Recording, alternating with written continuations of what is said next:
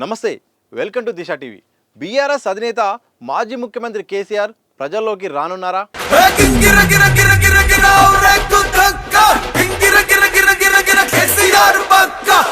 Party కేడర్ను బలోపేతం చేయనున్నారా?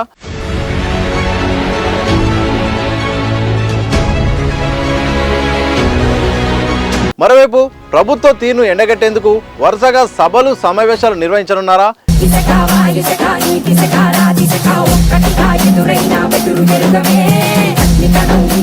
ఇదే అంశం ఇప్పుడు ప్రధానంగా రాష్ట్ర రాజకీయాల్లో చర్చకు తావిస్తుంది.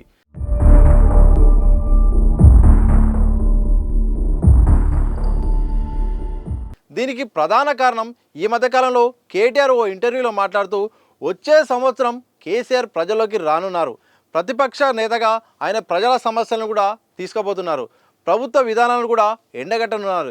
ఎందుకంటే అధికార పార్టీ పదే పదే ప్రధాన ప్రతిపక్ష నేత ఎక్కడ, కేసీఆర్ ఎక్కడున్నాడు, మాజీ ముఖ్యమంత్రి ఏమైపోయాడు, రాష్ట్రంలో ఇన్ని సమస్యలుంటే కేసీఆర్ బయటికి ఎందుకు రావట్లేడని ఆరోపిస్తున్నారు.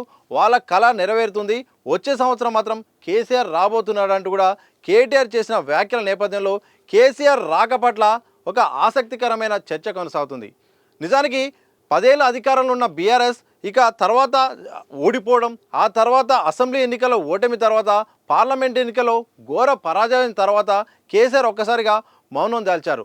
రాష్ట్రంలో ఎన్ని సమస్యలు వచ్చినా మాత్రం బీఆర్ఎస్ పార్టీ తరపు నుండి మాత్రం ఇటు కేటీఆర్, హరీష్ రావు, అలాగే మాజీ మంత్రులు, ఆ పార్టీకి సంబంధించిన మాజీ ఎమ్మెల్యేలు, పార్టీ నేతలే మాట్లాడే తప్ప ఏ అంశంలో కూడా కేసీఆర్ ముందుకు రాలేదు. ఒకవైపు అధికార పార్టీ కాంగ్రెస్ 10 నెలలు పూర్తి చేసుకుంది. మరికొద్ది నెలల్లో ఇక ఏడాది పాలన పూర్తవుతుంది. ఈ నేపథ్యంలో కేసీఆర్ రాక పట్ల చర్చ కొనసాగుతుంది. కేసీఆర్ రాక ఎలా ఉంటుందని. మరోవైపు 10 నెలల పాలన, 10 ఏళ్ల పాలన, ఈ అంశాలు కూడా ఇప్పటికే కేటీఆర్, హరీష్ రావు అందరూ మాట్లాడుతున్నారు.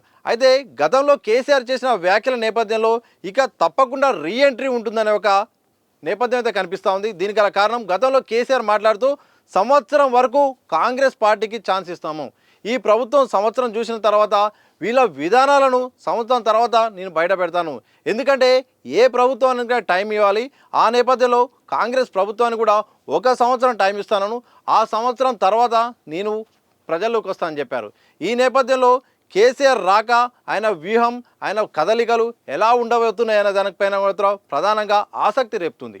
ఎందుకంటే కేసీఆర్ ఏ విషయాన్నైనా స్ఫూర్తిగా స్పష్టంగా చెప్పగలరు. నిజాన్ని అబద్ధంగా, అబద్ధాన్ని నిజంగా, ఏ విషయాన్నైనా జనాల్లోకి తన వాక్చాటితో తీసుకెళ్లడంలో ఆయన ఒక దిట్ట. ఈ నేపథ్యంలో కేసీఆర్ రూట్ ఎలా ఉండబోతుంది, సభలు సమావేశాలు ఎలా ఉండబోతున్నాయి, ఎలాంటి అంశాలు ఇరుకున పెట్టబోతున్నారనే చర్చ కూడా కొనసాగుతుంది. మరోవైపు కేటీఆర్ పదే పదే మాట్లాడుతూ కేసీఆర్ ఎందుకు, నేను హరీష్ రావు చాలు, అలాగే మా పార్టీ నేతలు చాలు, ఎందుకు కేసీఆర్ మీ యొక్క పాలనకు మీ స్థాయికి కేసీఆర్ అవసరం లేదు, మేముంటే చాలని చెప్పారు. అయితే ఎంతసేపు కూడా ఒకవైపు కేటీఆర్ అరెస్ట్ అంశం, అలాగే ఓడిపోయిన తర్వాత వరుసగా అధికార పార్టీ బీఆర్ఎస్ను టార్గెట్ చేస్తూ చాలా అంశాలు బయటికి తీస్తుంది. ఎట్టి పరిస్థితుల్లోనూ అంటే ఏదో రకంగా ఇటు కేసుల విషయంలో కానీ, ఆరోపణల విషయంలో కానీ, ఒకవేళ ఆరోపణలు చేస్తున్న విషయంలో దాని వెనుక బీఆర్ఎస్ ఉందంటూ ఇప్పటికే ఇరుకున పెట్టే ప్రయత్నం అధికార పార్టీ చేస్తుంది. ఇటు ఎలాగూ సంవత్సరం పూర్తవుతుంది, మరోవైపు ఇటు మూసి హైడ్రా విషయం, దాంతోపాటు వికారాబాద్ ఘటన విషయంలో ఇంకా చాలా అంశాలు, అంటే ఈ అంశాలను తీసుకొని కేసీఆర్ బయటికి రాబోతున్నారా, లేకపోతే ఏం చేయబోతున్నారో ఒక చర్చ అవుతుంది. ఇంతవరకు రేవంత్ రెడ్డి వరుసగా కేసీఆర్ను టార్గెట్ చేస్తూ నేను కేసీఆర్ను ఫినిష్ చేశాను, ఇక నెక్స్ట్ హరీష్ రావు ఉన్నాడు, కేటీఆర్ పని అయిపోతున్న తర్వాత హరీష్ రావు అని మాట్లాడారు. ఈ నేపథ్యంలో కేసీఆర్ రూట్ మ్యాప్ ఎలా ఉండబోతుంది అనే దానిపైన ఇటు అధికార పార్టీతో పాటు ప్రతిపక్షాలు కూడా కొనసాగుతుంది.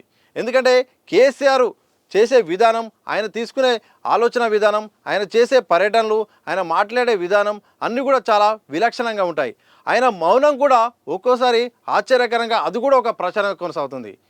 ఈ నేపథ్యంలో రేవంత్ రెడ్డికి కేసీఆర్ రూపంలో ఎలా ఉండబోతుంది అనే దానిపైన మాత్రం ఒక చర్చ ముందుకెళ్ళబోతుంది. దాంతోపాటు ఇటు హరీష్ రావు, కేటీఆర్ తర్వాత కేసీఆర్ రూట్ ఎలా ఉండబోతుంది, కేసీఆర్ ఏ అంశాలు తీసుకుపోతున్న దానిపైన ఒక అంశం ప్రజల్లోకి ఉండబోతుంది. ప్రజలు కోరుకున్న విధంగా కేసీఆర్ ఉంటారా, లేకపోతే మౌనంగా ఉంటారా? మరోవైపు కేసీఆర్ బయటికి వస్తే రేవంత్ వర్సెస్ కేసీఆర్ ఎలా ఉంటుందనే దానిపైన విశ్లేషకులు కూడా ఆసక్తిగా ఎదురు చూస్తున్నారు. ఇటు రేవంత్ మాటలు ఇప్పుడు దూకుడు పెంచుతున్నారు. దానికి కేసీఆర్ బయటకు వస్తే ఇద్దరి మధ్య మాటలు దూకుడు పెరిగి ఇది ఎటు దారి తీస్తుందో అనే దానిపైన మాత్రం ఒక ఆసక్తి కొనసాగుతుంది. ఏదేమైనప్పటికీ 10 ఏళ్ల పాలన బీఆర్ఎస్ చేసింది. ఆ తర్వాత వరుసగా అసెంబ్లీలో ఓటమి, దాని తర్వాత పార్లమెంట్ ఎన్నికల్లో ఓటమి, నెక్స్ట్ భవిష్యత్తులో ఇటు జిహెచ్ఎంసీ ఎన్నికలు ఉన్నాయి, దాని తర్వాత స్థానిక సంస్థలు ఉన్నాయి, దాని తర్వాత ఎమ్మెల్సీ సంబంధించిన రాజ్యసభ సంబంధించిన చాలా సంబంధించిన ఎన్నికలు అయితే బయట రాబోతున్నాయి.